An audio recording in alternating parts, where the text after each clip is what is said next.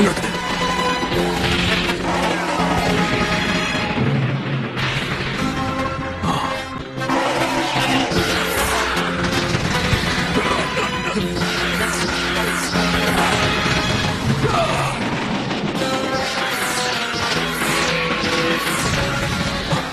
போனா சயின்ஸ் வரதுக்கு முன்னாடி பூமி அழிஞ்சு போல இருக்கே.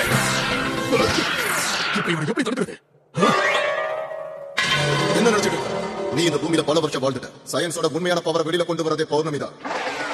அதேதான் பௌர்ணமி.